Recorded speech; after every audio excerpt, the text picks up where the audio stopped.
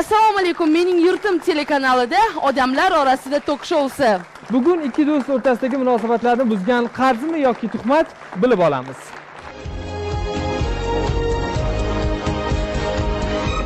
Bizning tok shoumizga murojaat etgan Rohila opa Murodxo'jayeva 23 yoshli o'g'li Otabekni tinchini uning sinfdoshi, mahalladoshi, qolaversa yaqin do'sti bo'lgan Muzaffar ismli yigit buzib kelayotganligini, halovatlari yo'qolganliklari haqida murojaat etdilar. Mana shu haqida biz video suhbat qilganmiz. Keling ushbu lavhani birgalikda tomosha qilsak.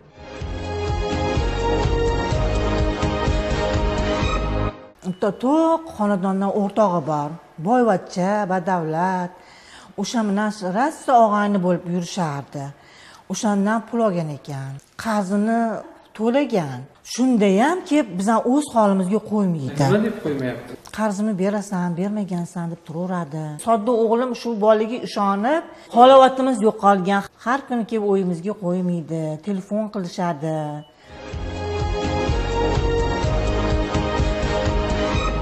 Mana hozir videodan ham bizga ma'lum bo'ldiki, Rohila opa aytayaptilar, demak o'g'illari Muzaffar ismli yigitdan qarz olgan va qarzni qaytarsa-da hamon Muzaffar ismli yigit demak ularning halovatini buzib, qarzni qaytarmaganligini ma'lum qilmoqda. Biz voqeani o'rganish jarayonida Rohila opaga qarzni olish yoki qaytarish jarayonida guvohlar bo'lganmi dedik, lekin afsuski ular hech kim ushbu jarayonda ishtirok etmaganligini ta'kidlab o'tdilar. Qandaydir qarzni olayotganda qanday hujjatlarni rasmiylashtirish kerak? Ikkita odam orasida qarzdorlik olish jarayonini tasdiqlash uchun tilxat yozdirib olsa bo'ladi birinchi o'rinda.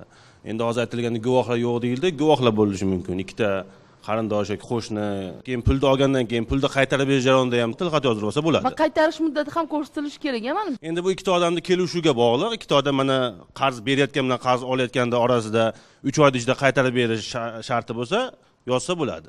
Bugungi kunda mana shunaqangi turdagi murojaatlar soni qanchalik ko'payib bormoqda yoki kamayib? Qarz oldi berdi munosabatlari ko'p, lekin bularda firibgarlik jinoyatidan farqi bor-da. Hozirgi kunda firibgarlik jinoyati yildan yilga oshib borilyapti. Lekin bundan tashqari qarz oldi berdisi ham bor. Har bitta qarz oldi berdisi firibgarlik jinoyati degan ma'noni bermaydi. Shuning uchun mana ko'p holatlarda qarindosh urug'lar orasida, qo'ni-qo'shni orasida qarz munosabati bo'lishi mumkin, lekin hamma ham bu haqida murojaat qilmaydi huquqni muhofaza qiluvchi organlarga. Ko'z-ko'zga tushadi deydi. Endi har xil holat bo'ladi. Qarzdorlikdan bosh tortish ham firibgarlikka kirishi mumkinmi? Endi bunga ham ko'p holatlar bo'lishi mumkin. Mana deyarli qarz olyapti, qarzni qaytarib berish vaqtida qaysi shartlarga asosan qaytarib bera olmayapti. Balkim puli bo'lgan, lekin mana o'rtada biznes yuritgan, biznesdan foyda chiqmay qolganda imkoniyati bo'lmay qolgan. Shunaqa holatlarga e'tibor berish kerak. Qarz olish masalalarida firibgarlikda o'zini o'sha jinoyat tarkibini tashkil qiladigan o'zi obyektiv tomonning xatti-harakatlarining holatlari mavjud. Shuning uchun ham bu qarzda u fuqaroviy huquqiy munosabatmi, jinoiy huquqiy munosabatmi, shunga qarab turib ajratish mumkin. Muqaddas tan olish kerak. Masalan, biz o'zimiz ham qarz olganda yoki berganda ha deb tilxat yozdirib olmaymiz. Ha deb notariusga murojaat qilmaymiz. Ishonamiz bir-birimizga. Bitta mahallada yashaymiz deymiz, to'g'rimi? Qarz olayotganda notariat idora orqali qarz shartnomalarini tuzish orqali ham olish mumkin va bu holat nizoli masalalar kelib chiqadigan bo'lsa, fuqarolik sudlarida o'sha qarz shartnomalarini undirish masalalari bo'yicha ham hal etiladi. Balkim Yevropa mamlakatlari yoki Amerika Qo'shma Shtatlarida qarindosh urug'lar yoki do'stlar oldidagi qarz oldi berilari notarial idoralar orqali rasmiylashtirilishi oddiy holdir. Lekin yana bir jihat bor, ya'ni o'zbekchilik, mentalitet degan taraflar ham bor. Shuning uchun qarz berayotganda avvalo ishonch doirasiga kirgan insonlargagina qarz berish kerak deb o'ylayman. O'zbekchilikda aytganda lafsiz insonlarga qarz berish bu albatta xato bo'ladi. Endi bu yoq vijdonga havoladik. Biz ko'p bora ta'kidlaganmiz, notarial idoraga borish kerak, huquqiy bilimdonligi yaxshi bo'lish kerak, tilxat olish kerak deymiz, lekin aslida amalda qilmaymiz buni. Mahalladoshim ekan, sinfdoshim ekan, 9 yil birga o'qigan ekanman. Yana yaqin o'rtog'i bo'lganda mana bizning holati bo'yicha. Otabekning onasi bilganmikan avvaldan pul olib yurganligini, nimaga ishlatganligini, shu narsalarni bilganmikan onasi? Bu savolning javobi nazarimda barcha qatori teletomoshabinlarimizga ham qiziq bo'lsa kerak. Mana shu savol bilan Rohila opaga yuzlandik va ulardan olgan javobimizni birgalikda tomosha qilamiz. Marhamat.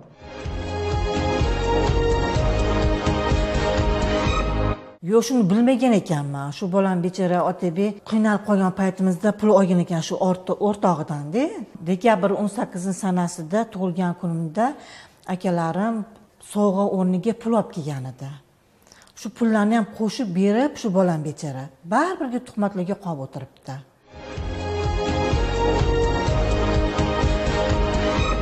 Demak, ma'lum bo'ldiki, qarzni olishdan avval Otabekni onalari, yaqinlari xabarlari bo'lmagan, lekin qaytarish jarayonida ular bevosita guvohlik qilganlar. O'zimni oldimda men tug'ilgan kunimda olib kelgan pulni ham qo'shib, o'sha qarziga bergan, lekin baribir tinchimizni buzyapti deb aytyaptilar. Ko'rinib turibdi, bu oddiy oila. Pulni qaytarib berganimman deb isbotlab beryaptilar. Menimcha bu yerda ayb Muzaffarda deb o'ylayman. Isbotlayman deyishga shoshmasangiz tuzu. Menimcha bu yerda obdon hali hamma nimani o'rganib ko'rish kerak. Balkim haqiqatda qaytargan hamdir. Ishonchiga kirgandan keyin ikkinchi marta olib umuman qaytarmagan bo'lishi ham mumkin. Endi bu holatda tilxat olinmagan bo'lsa, notariusga murojaat qilinmagan bo'lsa, hozir 21-asrlashyapmiz. Telefon degan narsalar bor, yozib olish mumkin. Telefonda gaplashayotganda birga bir aytish mumkin-da, do'stim, men senga falon kuni falonchi pul berdim-u.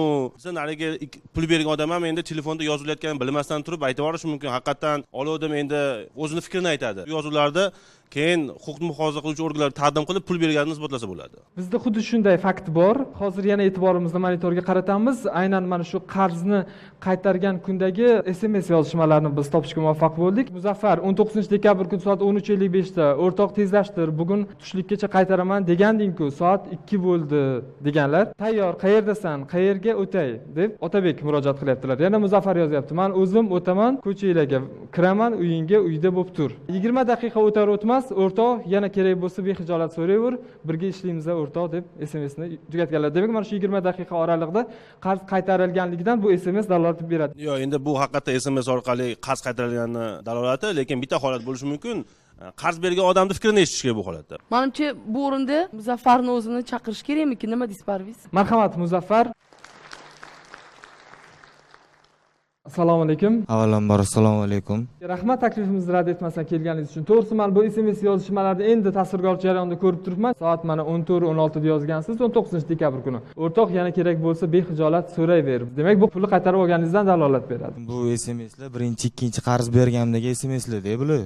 Yana qachon qarz berib ulgurdingiz? Ikkinchi marta yana qarz berganman. Ikkinchi qarzni berayotganda shu payt SMSdan keyin 2-3 kun o'tgandan keyin mendan qarz olgan 15 million so'm. Bu ikkinchi SMSdagi yozishmalarni mana qaytarib olganingizda bunda necha pul qarz olgandilar, sir bo'lmasa? 5 million so'm pul olgan, o'sha vaqtida qaytargan. Birinchi martada qancha qarz olgandilar? Birinchi marta o'sha o'tgan yil 2016 sentyabr oyida 2 million so'm olgan. Uni ham vaqtida bir haftaga deb olgan, 5 kun ichida qaytarib bergan qarzini. Mana shunaqangi mojarolar bo'lmasligi uchun, qaysidir ma'noda o'rtaga sovuqchilik tushmasligi uchun yaxshisi o'sha berayotgan qarzingizni rasmiylashtirganingiz ma'qul ekan. Mana shunaqa rasmiylashtirish holatlari bo'lganmi sizlarda?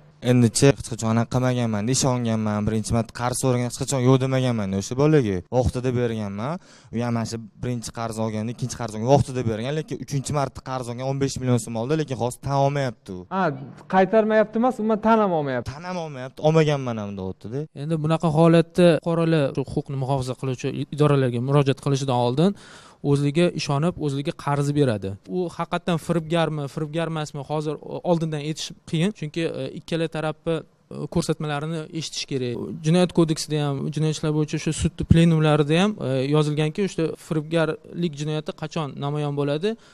Qarz oluvchi ilgaridan shu bergan va'dasini bajara olmasligini bilgan taqdirda unda firibgarlik bo'ladi. Muzaffar, qarz berayotganingizda oldingizda mana qandaydir guvohlar bormidi? Guvohlar ishtirokida berganmisiz qarzni? Hozir mana bizga isbotlab berishingiz uchun aniq bir faktlar bormi? Kimdir guvoh bo'lgan berayotganingizda? Yoki SMS bo'lishi mumkin, yana Telegramda yozishgan bo'lishingiz mumkin. Endi guvohim bo'lmaganda o'sha paytda men ishonganman-ku bolaga, og'aynim bo'lgan meni, necha yillik sinfdoshim bo'lgan. Qarz ko'pchilik orasini, do'stlar orasini ba'zi hollarda mustahkamlaydi, lekin ba'zi hollarda kuzatishimiz mumkin, o'sha yaqin do'stlarni ham aloqasini uzib boruvchi bir vositaga aylanib qoladi. Bir necha bor qarz bergan ekansiz, qaytargan ekan, lekin oldingi bergan qarzlaringizni ham evaziga sizga qandaydir bir foyda bo'lganmi? Misol uchun qaytarishdagi ustiga qo'shib beradigan pulmi? Shunga o'xshash birorta sizni bir qandaydir qiziqishingiz bo'lish kerak, chunki tez orada qarz olib qaytarildi, qarz olib qaytarildi. Avvalambor to'g'ri, hisobli do'st ayrilmas deyishgan. Hech qanaqa orada pul anaqalar bo'lmagan. O'zi endi bilmadim, endi men unaqa ustiga 3 million, 4 million, 5 million qo'shib berasan deb aytganim ham yo'q. Negadir oxirida bergan pulini 2 kun oradan 3 kun o'tmasdan turib 15 million pul so'ragan yana. Men o'rtoqda men berganman-da o'sha paytda. Endi hozir u pulni olmaganman ham deyapti. O'sha dekabr oyida olganda yanvarda beraman deb olgan. Yanvar o'tdi, fevral o'tdi, mart o'tdi. Har oyda o'rtoq fevralda, martda, aprelda shunaqa deb kelyapti-da u bola. Ha, boshda qaytaraman deb kelgan-a, yanvarda. Qaytaraman deb kelgan. Hozir endi mayga kelib esa qaytarmoqchi ham emas, umuman tanam olmayapti. Tanam olmayapti, olmaganman deyapti-da 15 million pul. Muzaffar, demak siz to'liq shu 2000 emas, ustiga qo'yib bergan, to'g'rimi? Qo'shimcha ravishda yana. Demak, mana nemis nima olimi Gyoteni shunda bir gapi borki, aytadiki, demak odamlar o'zi nima aldanmaydi, balki o'zini o'zi aldaydi deydi. Demak, shundan biz xulosa chiqarishim mumkin deb o'ylayapmanki, demak shu siz 3-marta berishda demak qiziqishingiz bo'lganda shu qarzni berishga. Demak, undan yana qo'shimcha ustiga berar ekan degan xulosa bilan berdingizmi? Yo'q, meni qiziqishim bo'lmagan, u meni chunki meni og'aynim, sinfdoshim bo'lgan, ishonganman-ku bolaga. Demak, baribir hech qanaqa sizni ko'nglingizdan o'tmagan, yana ustiga qo'shimcha beradigan nimangiz bo'lmagan, shunaqa bo'lyaptimi? Yo'q, bo'tga kelishimdan maqsad to'g'risi pul uchun kelmaganman. Shunaqa odamlar bor ekan, shunaqa bolalar bor ekan, shunga aldanib qolmaylar deyman, deyman. Axborot kommunikatsiyalari rivojlangan. Sizni o'sha berayotgan payti baribir ham gaplashasizlar-ku, mana shu qarzni berib, telefonda gaplashasizlar baribir ham. Mana shuncha pul berib tur, yo mana shu joyda ko'rish olaylik, mana shu joyda beraman. Hozir vaqtim yo'qdi deb aytasiz, to'g'rimi? Telefonda gaplashgansiz. O'shandan keyin huquqni muhofaza qiluvchi organlarga murojaat etdingizmi? Mana shu telefonda gaplashganman. Shu payt shunaqa beraman deganman deb. Yo'q, maqsadga o'rgan unaqalarga. Telefonlarda hozir o'sha ovoz yoza oladigan o'zi diktofonlari bor, qo'shimcha. Yo'q, men sizga yana bir marta aytaman. Misol uchun u yuzdan ham bu kim keladi? Eng yaqin og'ayningiz kelsa-da, sinfdoshingiz kelsa-da, siz do'konlaringiz bor, xususiy tadbirkorsiz-da, sizdan qarz so'rasa nima qilasiz? Shunaqa agar holat bo'lsa, masalan, bitta berdim qarz, ikkinchi marta ham berdim.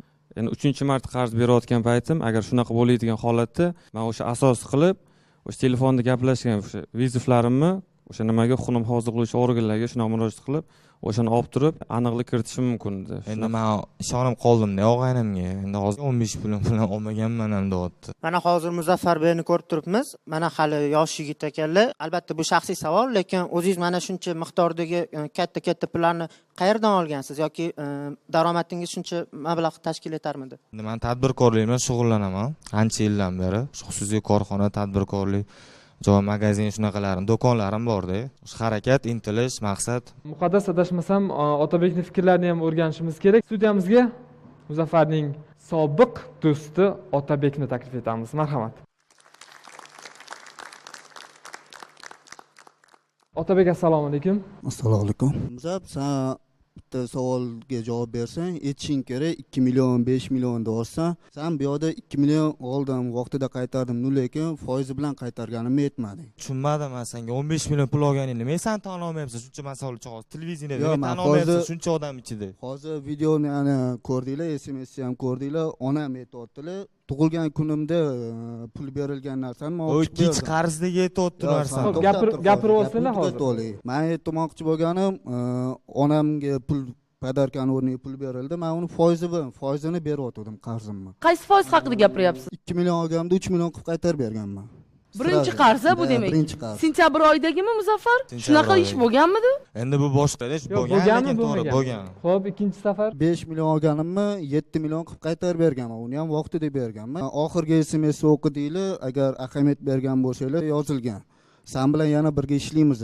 19 dekabr kuni 10:16da demak yozilyapti Muzaffar tomonidan SMS: o'rtoq yana kerak bo'lsa bexijolat so'rayver. Birga ishlaymiz o'rtoq deb.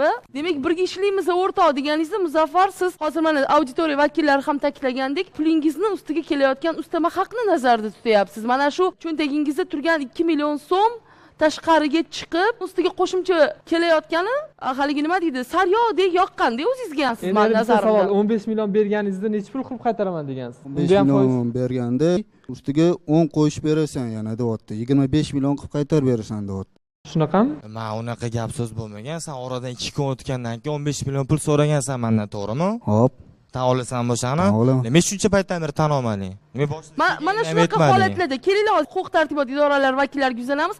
Umuman pulni ustiga ustama haq qo'yib qarz berish holatlari bu qanchalar qonun doirasida? Bunaqa arizalar juda ham ko'plab ko'riladi. Bu holatda ikkita shaxsda kelishuv, ko'chan tilida aytganda sudxo'rlik deydi. Hech kim majburlamayapti hech kimni. Qarz oluvchi o'z ixtiyori bilan aytyapti. Mana uncha so'm bersang, mana shuncha so'm qaytaraman deyapti. Yoki mana uncha so'm berib tur do'st deyapti. Qarz beruvchi aytadi, "Bo'pti do'st, berib turaman, lekin sen menga mana uncha so'mni, mana uncha so'mga qaytarib berasan" deyapti. Ya'ni o'zini sharoitiga kelib chiqib, xohlasang ol, xohlamasang olma degan yo'l qo'yib beryapti. Bu holatda pul oluvchi o'zini xohishi bilan, o'zini kelajakda ishini, pul aylantirib yo'lini hisobga olib, qaytarib berish imkoniyati borligidan kelib chiqib rozi bo'ladi yoki rozi bo'lmaydi. Ya'ni buni hech kim majburlamayapti pul olishga. Shuni inobatga olgan holda bu yerda ustama talab qilishi o'zini shaxsiy bir fikri, lekin qonun tomonidan bu narsa jinoyat deb hisoblanmaydi. Zoriqqan paytdagina pul so'rayapti. So'ragan paytda, demak, mana oshna og'ayni ekanlar, nima ekanlar, o'zlarini foydalarini ko'zlabgina beryaptilar. Bizimizda aytiladi, agar imkoniyating bo'lsa deydi, shu o'rtog'ingmi yoki kambag'almi yo boshqaga deydi, yordam bergin deydi. Iloji boricha buni oyoqqa turishiga harakat qil, vaqtini cho'zib bergan nima iloji bori bo'lsa deydi. Sizniki bu sudxo'rlik bo'lyapti-ku. Otabek, savol sizga. Muzaffar sizga qarzga pul berayotganlarida ustiga ustama haq qo'shib berasan deb talab qo'yganlarmi yoki bo'lmasam siz o'zingiz Muzaffarning ishonchiga kirish uchun ustama haq qo'shib berganmisiz? Yo'q, so'ragan, menga kerak bo'lgani uchun men rozi bo'lib olganman. Men talab qo'yganmanmi senga? Talab qo'yilgan bu. Qanaqa talab qo'ygan? Men pul beraman. Xo'p, sen 25 million qilib qaytarib berasan degan shart bo'lgan. Uchinchi qarzi gapi. Birinchi qarz olayotgan paytingizda-chi? Birinchi qarzda ham mana shu gap bo'lgan. Birinchi qarzda hech qanaqa gap bo'lmagan, ikkinchi qarzda ham bo'lmagan, lekin to'g'ri uchinchi qarz tan olaman. Uchinchi marta qarz oldingda, shuncha pul olding, shuncha ishlading, shuncha. Xo'p, Otabek, mana shu 15 million so'm bunday olib qaraganda ja kichkina pul emas. Nima uchun olgandingiz shu pulni va u puldan hozir qanchalik foyda ko'rdingiz? Qayerga sarfladingiz bu pulni? Men bu pulni to'g'risini aytsam, savdo sotuv qilmoqchi edim. Ozgina pul kerak bo'lib qoldi. O'shanga yetmagan uchun men so'rab turdim, yaqin og'aynim bo'lgani uchun. Muzaffar bizga aytayaptilar, demak qarzini olganini umuman tan olmay qo'ydi deb. Shu ham rostmi, Otabek? Qarzni qaytarib bergan. Ha, demak rost, sukut alomati rizo deyishadi. Demak, o'sha qarzni olib qaytarmaganda Muzaffar tomonidan agar ichki ishlarga yoki huquqni muhofaza qilish organlariga murojaat qilingan, sud tizimiga qanaqa chora ko'rilishi mumkin edi Otabekka? Qanday murojaat qilishlari mumkin umuman? Agar fuqaro o'zini huquqi buzilganligi to'g'risida huquqni muhofaza qilishga o'zida ehtiyoj sezgan bo'lsa, belgilangan tartibda murojaat qilish huquqi bor. Bu narsa demak O'zbekiston Respublikasi Konstitutsiyasining 44-moddasida, Jinoyat protsessual qonunchiligida, Fuqarolik protsessual qonunchiligida ham belgilab o'tilgan. Har qanday holatda ham fuqaro o'zini huquqi buzildi deb hisoblaydimi, huquqni muhofaza qilish idoralariga murojaat qiladi. Huquqni muhofaza qilish idoralari agar uning huquqi haqiqatdan ham huquqbuzar yoki jinoyatchi tomonidan qonunga zid ravishda buzilganligi barcha dalillar bilan isbot qilinadigan bo'lsa, uni huquqi tiklab berilib, unga yetkazilgan moddiy zarar qoplab beriladi va jinoyatchi faqat moddiy zararni qoplaganligi munosabati bilan javobgarlikdan ozod etilmaydi. Shu jinoyatni sodir etganligi uchun qonun sanksiyasi doirasida muayyan bir jazo chorasini o'taydi. Biz o'rganayotgan holat bo'yicha agar haqiqatdan ham Otabek Muzaffardan qarz olgani, ammo qaytarishni tonayotganligi isbotlansa, qanday jazo qo'llanishi mumkin? Bu borada quyidagicha fikr aytib o'tish mumkin. Ya'ni O'zbekiston Respublikasi Jinoyat qonunchiligimizda 168-modda bor. Ya'ni bu firibgarlik uchun jinoiy javobgarlik. Bu asosan o'zgani ishonchga kirish orqali suiiste'mol qilish yo'li bilan o'zgani mulkiga egalik qilish hisoblanadi va bu 168-moddasining 1-qismiga asosan jinoiy javobgarlik nazarda tutiladi. Ya'ni 2015-yil avgust oyida o'sha firibgarlik jinoyatini sodir qilgan shaxslar uchun jazo sanksiyalari og'irlashtirib belgilab berilgan. Firibgarlik jinoyatining javobgarlik nazarda tutilgan moddalarida bevosita ozodlikdan cheklash jazosi ham kiritilib, bu yerda jarima jazolarining miqdori ko'paytirilgan va shu bilan bir qatorida bu jazodan tashqari axloq tuzatishlari, ozodlikdan cheklash va ozodlikdan mahrum qilish jazolari nazarda tutilgan. Ayni damda demak holatni mana shu paytgacha ko'rgan holatimizda Muzaffar hech qanday tilxat olmaganlar, demak rasmiylashtirmaganlar, guvohlar bo'lmagan, ular mana shu joyda xato qilganlar deb ayta olamizmi? Muzaffar xato qilgan qaysi ma'noda? Qonun nuqtai nazaridan ta'kidlaydigan bo'lsak, mana yuqorida Ichki ishlar vazirligining tergovchisi ham bu narsani ta'kidlab o'tdi. Qarz munosabatlari fuqarolik huquqiy munosabatlar hisoblanadi. Agar qarz munosabatlari qo'pol ravishda buziladigan bo'lsa, bu huquqni muhofaza qiluvchi organlar tomonidan hal qilib berilishi mumkin. Qarz munosabatiga kirishilyaptimi? Albatta, mana kredit munosabati. Bank bilan siz agar kredit munosabatiga kirishatsangiz, shartnoma rasmiylashtirasizmi? Qo'l qo'yasiz va bir qator majburiy ahamiyatga ega bo'lgan hujjatlarni rasmiylashtirasiz. To'g'rimi yo'qmi? Qarz ham xuddi shunday. Shu sababli bu yerda fuqaro tomonidan mazkur o'zini do'sti bilan bo'layotgan summa juda ham 15 million. ancha miqdorni tashkil etadigan summa. To'g'rimi, yo'qmi? Buni albatta qonun yo'li bilan topgan ekan bu fuqaro. Qonuniy ravishda uni rasmiylashtirish kerak edi. Shu nuqtai nazardan shu yerda xatoga yo'l qo'yganliklarini ta'kidlash mumkin. Otabek demakki Muzaffardan olayotgan qarzlarini tan olmayaptilar va yana bir 3-4 oydan keyin qaytaraman degan fikrni aytyaptilar. Mana shu holatda Otabekka nisbatan firibgar degan nima deydi jumlani qo'llashimiz mumkinmi? Olimlarning tadqiqot ishlari borda mana biz jinoyatchilikning sabablarini o'rganishda ularni omillarini o'rganib chiqamiz. Kriminolog olimlarning fikrlaricha shu jinoyatning kelib chiqishiga sabab bo'ladigan 320 dan ortiq omil mavjud. Endi biz Otabekning xatti-harakatini olib ko'radigan bo'lsak, u birinchi marta pulni oldi va qaytardi. Ikkinchi marta pulni oldi, qaytardi. Ishonchiga kiryapti va uning ishonchini suiiste'mol qilyapti. Uchinchi marotaba ishonchini suiiste'mol qilib, mana shu endi agar dastlabki tergov xatti-harakatlarida uning holatlarida mana shu ishonchiga kirish, uning ishonchini suiiste'mol qilish holatlari mavjud deb topiladigan bo'lsa, bunda biz uni firibgar deb aytib o'tishimiz mumkin ekan. Otabek, o'zingizni firibgar deb hisoblaysizmi ayni holatda? Men foizini cho'zmayapman, u foiziga men qurbon yetmayotgani uchun bera olmayapman. Shuni lekin siz 15 millionni yanvar oyida qaytaraman deb aytgansiz. Hozir qaysi oy? Hozir may oyi tugayapti. May oyi tugayapti-da. Endi Otabek do'stim, mendan xafa bo'lmang, siz ham Muzaffar. Erkak kishida lafz degan narsa bo'ladi-da. Mana siz ham Otabek kelgunlarigacha foizlari haqida bir og'iz aytmadingiz. Opa qayta so'radilar. Yo'q, foizi degan hech qanaqa foizi bo'lmagan dedingiz. Yo'q, foiz ham kiradi. Men gapirib olay oxirigacha. Siz ham lafz degan narsa bormi? Qaytaraman degandan keyin o'sha vaqtida qaytarish kerak yoki hech bo'lmasa kelib sababini tushuntirish kerak. Tushunsa kerak Muzaffar, o'sha imkoniyatingiz bo'lmayotganligidan savdo sotig'im bankrot bo'ldim deysizmi? Og'ayni ekansizlar, bitta mahallada yashar ekansizlar, sinfdosh ekansizlar. Vijdoni bo'lsa odam, lafzi bo'lsa, ayniqsa erkak kishida. Mana shunaqa mojarolargacha, mana shunaqa holatlargacha yetib kelmagan bo'larmidik. Muzaffar, sizga yana bir bor esingizga solmoqchiman. 3-marotaba 15 million so'm mablag'ni qarz sifatida Otabekka berganingizda bir eslang o'sha kunlarni. Qayerda bergandingiz? O'sha payt o'sha magazinimda berganman-da. Hozir ham esimga tushdi, boy aytmoqchi bo'ldim. Bularni gaplarini bo'lgim kelmadi. O'sha payt yonimda Nodir ukam bor edi. O'sha magazin do'konda savdo qiladigan o'sha bola ko'rgan 15 million ikkalamiz sanab berdik mana shu bolaga. Men buni yo'q deyman, chunki siz qattan bilaman, sizlar qattan bilasizlar. Bu real bo'layotgan narsa. Balki kimgadir aytib qo'ygandir hozir. Ilyonsa xalaro. Sen nima qilsan, tan olmayapsan? Boya ham kelishim bilan tamomladi. Biz Nodirbek bilan ham bog'landik va bir ikkita qiziqtirgan savollarimizga javob ham oldik. Nodirbek, siz o'shanda aynan dekabr oyining oxirlarida Muzaffar sinfdoshi Otabekka pul berganida o'sha yerda bormidingiz? Ha, bor edim. Yangi yilga yaqin edi-da. Muzaffar qancha mablag' bergan, bilmaysizmi? Voy, uni aniq bilmayman, 10 midi, 15 midi, uni lekin men aniq ayta olmayman sizga. Lekin o'zimiz aniq sanab pochka qilib berganmiz.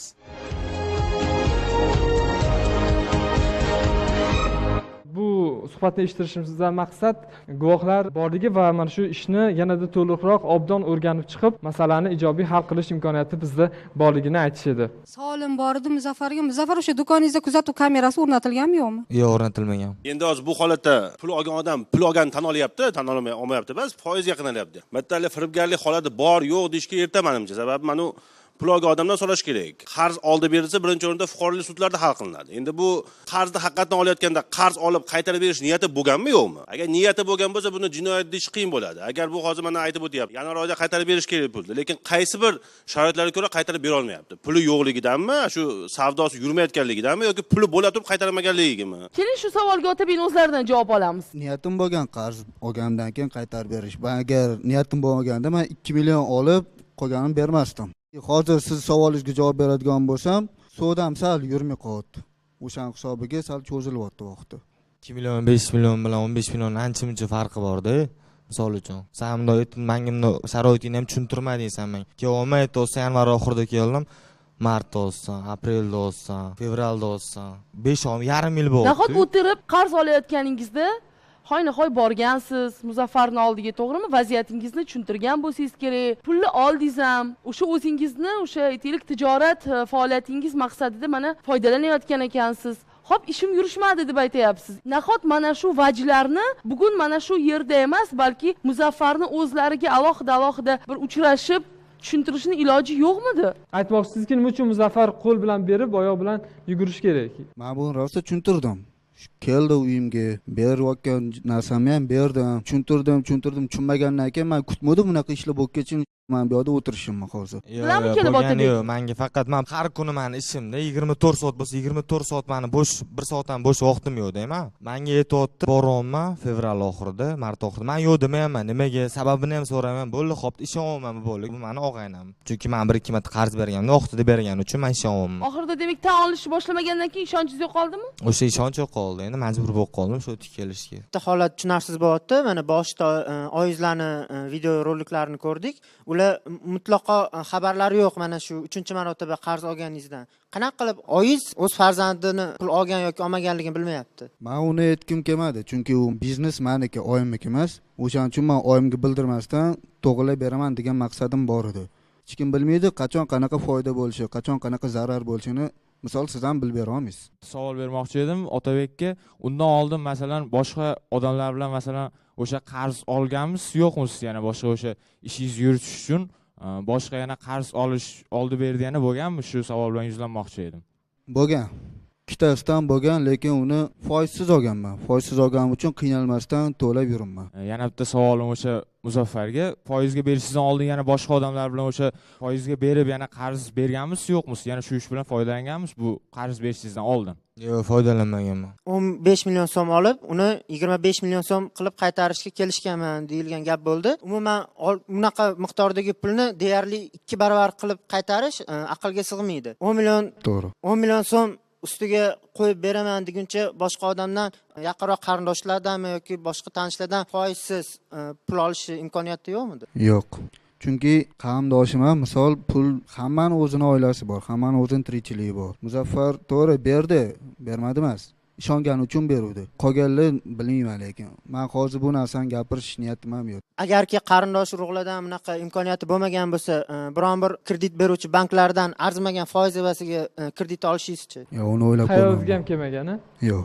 Kreditni olgandan keyin o'z vaqtida to'lash kerak. Bu ham bor. Har oyda demak kredit yetib kelib turadi, to'lovi, badali. Abbo'tda bermay yursa mana o'rtog'i yuraveradi. Nima qiladi bankdan kredit olib bunday olib qaraganda-da? Mana bitta savolim bor edi Muzaffarga. Muzaffar, siz biznesmenmisiz, sudxo'rmisiz? Biznesmenman, sudxo'r emasman. Demak, hozir biznesmen deb hisoblaysiz, to'g'rimi? Ha. Hozir siz 15 million bergan pulingizni 15 million qilib qaytarsa rozimisiz yo 25 million qilib qaytarib berish kerak? Endi menga o'sha paytda misol uchun meni ishim yurishgan payt edi-da. Endi hozir ham yaxshi, Xudoga shukr. O'sha paytda meni tushuntirib, o'rtoq shunaqa deb menga aytsa bor, men tushunaman-da. Shu bolani misol tushunmagan men bir so'm pul bermasdim bolaga. Muzaffar, sizga rahmat. Haqiqatan ham biz tushundik, lekin savolga aniq javob bering. Otabek qarzni 15 million so'm ko'rinishda taqdim etsalar, siz kifoyalanasizmi yoki yana 10 million so'mlik ustama haqqi talab qilasizmi? Mayli, men roziman, ustama haqqi menga kerak emas, lekin menga vaqtida bersam, pulni misol uchun may bo'lsa, iyungacha qilib bersam, u avgust oxirigacha, yoz pulni yana bemalol yuradi. Qaytarib beraman qo'limdan kelgancha. Iyulning oxiri avgust yo boshlardi. Yo, hozir iyul oxiri avgust. Yana 2 oyga cho'zilib ketyapti-da, 10 million so'mni ayirib. Yo, bir oyda men senga 15 million topib bera olmayman, Muzab. Biz bilamizki, oxirgi yillarda firibgarlik bilan bog'liq bo'lgan jinoyatlar nihoyatda muayyan darajada ba'zi bir hududlarda ko'payayotganini ko'rishimiz mumkin. Shu sababli fuqarolarga biz qonun nuqtai nazaridan maslahat bergan bo'lardik. Har bir holatda siz to'g'ri munosabatga kirishyapsizmi? Avvalo, siz qonuniy harakat qilyapsizmi? Ya'ni birovga nimani evaziga nega pul beryapsiz yoki bir moddiy qimmatlik. Ana o'shani to'g'ri anglashlari kerak va noqonuniy narsani taklif qilayotgan odam uni noqonuniy narsani qila olishga vakolatlimi? Agar har qanday olamshumul narsani hal qilib beraman degan odam sehrgar darajasidagi o'zini baholayotgan odam ham shuni qilib bera olishga qay darajada imkoniyatga ega? Shu narsani biz aqlli bir bugungi kunda jamiyatga to'g'ri yuz bilan qaraydigan fuqaro sifatida buni bir baholashimiz kerak. Ana shundan so'nggina shu qarz munosabati bo'ladimi yoki boshqa oldi-berdi munosabatlariga kirishsak, o'zimizni va qarz berayotgan olgan odamni manfaatlarini ham, huquqlarini ham poymol qilmagan, ta'minlagan bo'lar edik. Ijtimoiy tarmoqda Telegram kanalimizga 1 yil avval qarz berib deb savol bilan murojaat etdik. 231 nafar foydalanuvchilarimiz haligacha cho'zib yuribdi deb javob berganlar. 121 nafar foydalanuvchimiz vaqtida qaytarib olganman va 40 nafar foydalanuvchimiz qaytarmayman deyapti degan javobni bildirganlar. Demak, haligacha cho'zib yurganlar Otabek singari 60% qarzdorlarni tashkil etar ekan. Mana shunaqangi holatlar jamiyatda kamayishi uchun va umuman qaysidir ma'noda do'stingiz bilan munosabatingiz buzilmasligi uchun ham hurmatli tomoshabin, hurmatli auditoriya vakillari, yuqorida huquq-tartibot idorasi vakillari aytib o'tishgandek, qanday miqdorda qarz berishingizdan qat'iy nazar iloji boricha mana shu pul mablag'larini guvohlar oldida bering va tilxat yozdirishga harakat qiling, toki ertaga qarzingizni so'rayotganingizda mana shunaqangi muammolar yuzaga kelmasin. Do'st bo'lsangiz, mana men ham do'stlarimdan ko'p olganman, ko'p berganman. 2 million olsam, 2 million emas, 3 million qilib qaytarsam ham do'stim, qo'y do'stim, menga kerak emas. Mana 2 million olding, 2 million yetadi deydi, do'st bo'lsa. Ammo Otabekniki ham bundoq qarasa, hozir Muzaffarni yo'ldan urishday bo'lmadimi, masalan? Chunki 15 ming beraman, 25 ming qilib qaytaraman dedi.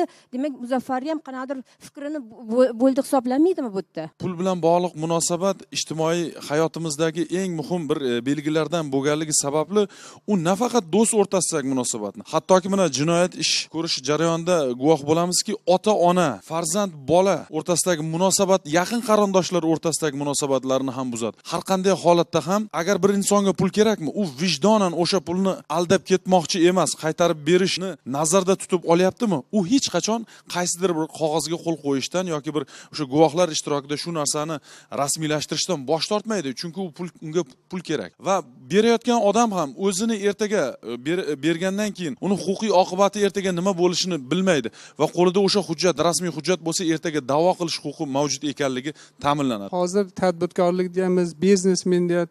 Biz olib sotar bilan biznesmenni farqlab olishimiz kerak. Bu kishi Otabek biznesmen emas ekanda, hali olib sotarlikdan biznesmenga chiqmoqchi bo'lgan etapda ekanlar. Chunki bozorga kirib birovdan qarz olib turib hech kim biznes qilmaydi bu. Eskidan oldingi o'zimizda avlodlarimizda bor. Agar 100 ming oltin tangasi bo'lmasa, u savdoga kirmagan. 100 ming oltin tangasi bo'lgan odam 100 ming oltin tangani boshqadan olishda qaytarib berishga zapas qilib qo'ygan. Bir. Ikkinchidan, birov qarz so'rab borganda uni hech qachon katta puli bor biznesmen yoki tadbirkor yoki savdogar o'sha narsani hech qachon oldida birovni oldida borgandan bermagan. Bir aylanib kelasiz, menda yo'q, savdoga oldim deb turib, guvohlar oldida keyin bergan o narsani. Birinchidan, bu Otabekning qilayotgan harakati oddiy olib sotarlik. Olib sotarlik bilan hech kim boy bo'lmaydi. Ikkinchidan, Muzaffarni qilgan o'sha olgan sudxo'rligi musulmonchilik bilan aytgandan keyin u mablag' toza bo'lmadi u. Toza bo'lmagani uchun bu yoqda bu bermaslikka harakat qilyapti. Chunki u men sizni qanaqa biznesmenligini bilmayman, balkim haqiqatan ham o'zingiz bir biznesda o'zingizga xos o'rningiz bordir, lekin siz foiz olgan paytingizda sizning mablag'ingizga harom aralashdi. O'shaning uchun bu 15 mingingiz qaytmasdi baribir. Sababi siz shuni ana o'qib qo'ydingiz, buzib qo'ydingiz. Savdo o'zining musulmonchilikda savdoning o'zining qonun qoidalari bor. O'sha qonun qoidani siz do'stsiz, balkim to'g'ri do'stingizdir, boshqadir, lekin foiz aralashtirma siz do'st emassiz. Qanaqa foiz olish mumkin do'stdan? O'zimizda davlatimiz qonunchiligida, dunyo qonunchiligida bir narsa bor. Vijdonsiz odamda hech qanaqa javobgarlik bo'lmaydi. Endi hozir munosabatlarni ko'rib chiqdi bu yerdagi. Bu menimcha aybdorni bir kishiga yo'llashimiz yoki bir kishiga qo'yib qo'yishimiz noto'g'ri. Ikkalasi ham bilib olishdi. Yana aybdor ikkalasi ekanligini endi Muzaffar aka ham tushunib yetdi. Endi kimga qarz berish, qanday holatda berish, Otabek ham tushunib yetdi. Kimdan qarz olish, qanday holatda olish kerakligini tushunib yetdi deb o'ylayman. Va yana Otabek aka bir murojaat qilmoqchiman. Agar avgust boshiga pulingizni to'lamoqchi bo'lsangiz 15 millionni, Muzaffar aka 15 millionni olishga rozi bo'lsa, hozirda guvohlar oldida tilxat yozib bersangiz. Nima deysiz so'nggi so'z o'rnida Otabek? Otabek qachon qaytarasiz qarzni? Men bu gapingizni tasdiqlayman, tilxat ham yozib bera olaman. Muzaffardan uzr so'ramoqchiman. Men bu yerda shart-sharoitimiz to'g'ri oldinglarda tushuntirdim. Qaytarib bera olmayman degan gapni aytaman sizlardan. Qachon? Iyunda boshida. Tasdiqlab qo'yinglar endi. Do'stligingizdagi hech qanaqa putur yetmasin, har doim do'st bo'lib qolinglar. Biz ishonmagin do'stingga somon tixar postinga maqolni umuman ishlatmaslikni chin dildan istab qolar edik. Bu odamlar orasida tok-shou edi. O'zingizni qiziqtirgan mavzular bo'yicha bizga murojaat qilishni unutmang. Xayr, omon bo'ling.